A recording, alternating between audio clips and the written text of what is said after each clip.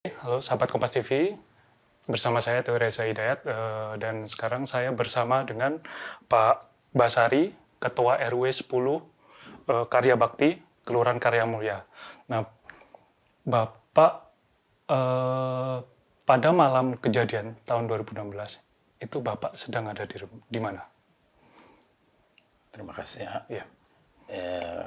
Pada saat itu jujur ya, saya itu warung yang saya kelola itu buka pagi, tutupnya menjelang maghrib.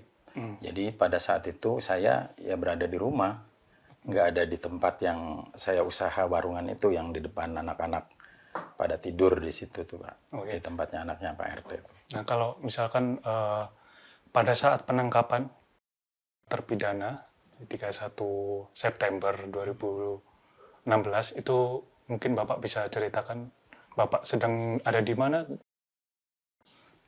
Bahkan saat penangkapan pun saya tidak tahu, ya kemungkinan besar saya ada di rumah. Saya tahunya saat ada acara warga hajatan, malam hari kan biasa warga itu ketika ada yang hajatan itu kumpul, melekan. Nah, di saat melekan itu ada teman-teman atau yang ikut melekan itu ngomong ke saya. Memang waktu itu saya nggak jadi RW ya, cuma mereka manggil saya masih RW. Pak RW dengar enggak?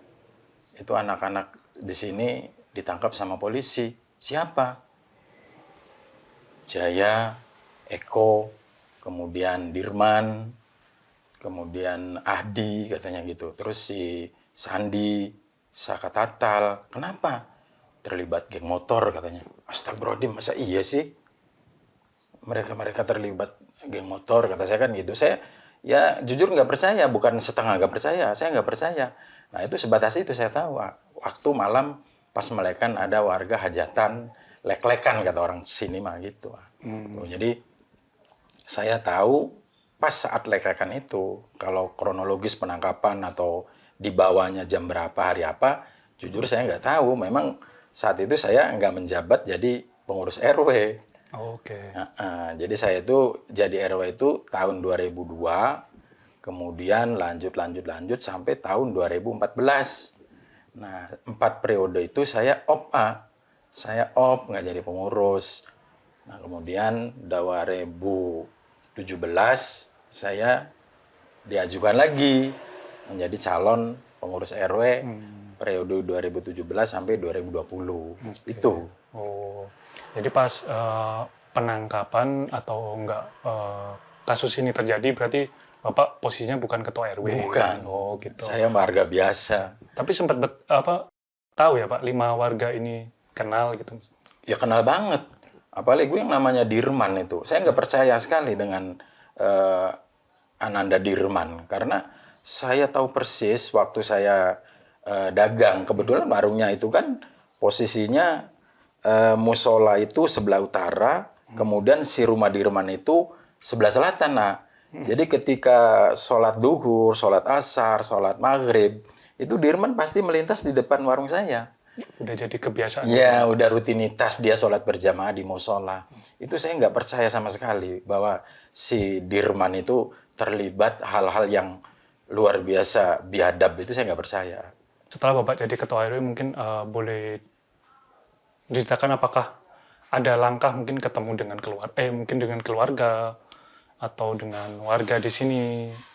Ya, memang saya karena ada rasa tidak percaya dengan anak-anak, khususnya warga saya, bahkan itu masih ada family saya yang ditangkap, konon katanya dia anak-anak geng motor, kemudian merkosa saudari Vina gitu kan ya. Saya tetap masih nggak percaya saat itu. Memang sampai sekarang pun saya nggak percaya. Nah makanya begitu saya 2017 dilantik, kalau seingat saya November ya, November tahun 2017, beberapa hari atau minggu setelah berjalannya menjadi RW, saya datang ke masing-masing orang tua si yang terpidana itu. Saya izin ke beliau-beliau dengan bahasa saya, mohon maaf, boleh nggak nih saya mau jenguk anak bapak, saya mau pengen tahu kondisi anak bapak. Nah, mereka alhamdulillah mengizinkan. Oh, jadi bertemu dengan... Bertemu. Kemudian saya berangkat bareng dengan orang tua mereka-mereka yang ada di lapas itu. Kemudian saya dengan bahasa yang sangat merendah, saya menanyakan ke anak-anak yang saya kenal itu. Ya bukan berarti saya nggak percaya ke kalian, kata saya itu. Bahkan mereka tuh bahasanya, ya kalau Wabas nggak percaya, tadi nggak usah kesini, Wak. Bukan Wabas nggak percaya. Biar Wabas yakin. Bahkan saya merinding, nangis, nggak percaya. Tetap saya nggak percaya kalau kalian melakukan. Bahasanya mereka tuh bahasanya berasa ketauhidan. Demi Allah, Wak, demi Rasulullah, saya nggak melakukan. Kalau Wabas nggak percaya, Wabas mending pulang, Wak. Itu siapa, Pak, yang bilang seperti itu? Ya anak-anak yang ada di dalam, kayak si Saka Tatal, kemudian si Dirman, Eko, kemudian Sandi, kemudian si Jaya. Karena mereka tiap hari pasti ketemu di warung. Kalau siang hari itu. Jadi saya tetap nggak percaya. Mereka pun bahasanya demi Allah, demi Rasulullah. Kalau kita orang yang punya ketauhidan kuat, yakin, orang Islam, yakin bahwa mereka nggak berbuat. Itu saya yakin.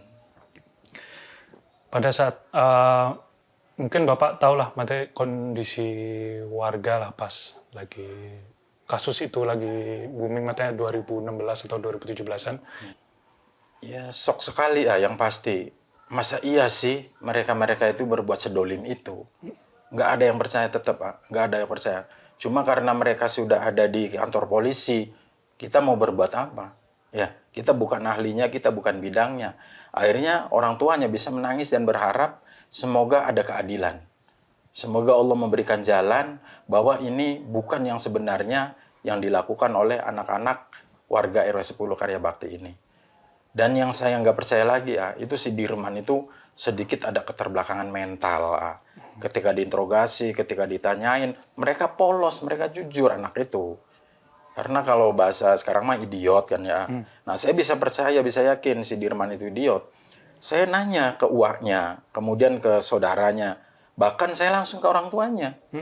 Memang iya Pak RW, anak saya itu ada kekurangan, ada keterbelakangan mental. Terus kata kakaknya, memang iya Pak dari kecil anak itu idiot. Seperti itu tuh. Kasus ini kan jadi ramai lagi Pak setelah 8 tahun berjalan gitu. Terus mungkin film Vina itu jadi pemicunya lah. Nah, harapan Bapak terkait kasus ini bagaimana? Ya harapan saya sih mudah-mudahan Allah memberikan jalan yang terbaik.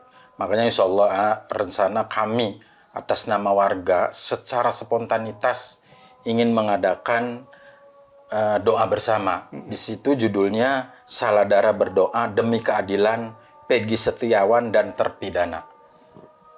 Berinding. Saya benar-benar atas nama pengurus merasa tergugah, merasa semangat dengan apa yang dicetuskan oleh warga secara spontanitas, bahwasanya memang keadilan itu harus ada. Dan Allah semua akan pasti memberikan keadilan kepada anak-anak yang memang tidak melakukan gitu. Apalagi dengar di semua media itu semua saksi sudah memberikan kesaksian yang sebenar-benarnya. Bahwa memang anak-anak yang terpidana itu bukan pelakunya. Insya Allah mudah-mudahan Allah memberikan jalan, memberikan keadilan yang seadil-adilnya kepada warga saya, saudara saya, anak-anak saya yang menjadi terpidana itu. Dan harapan saya pun warga lebih percaya dengan kondisi sekarang dan lebih percaya dengan orang-orang yang benar-benar memberikan keadilan dan mencari keadilan demi bebasnya Peggy dan terpidana khususnya RW 10 Karya Bakti ya. Itu harapan saya. Oke, baik. Terima kasih Pak Basari dari Ketua RW 10 Karya Bakti, Kelurahan Karya Mulia. Oke, sahabat Kompas TV, itu tadi wawancara dengan Pak Basari. Pak Basari pada tahun 2016 menyampaikan bahwa dia tahu bukan Ketua RW waktu itu, tapi mengerti kondisi lingkungan saat itu. Bersama saya, Theo Reza Hidayat dan Rengga, pamit undur diri.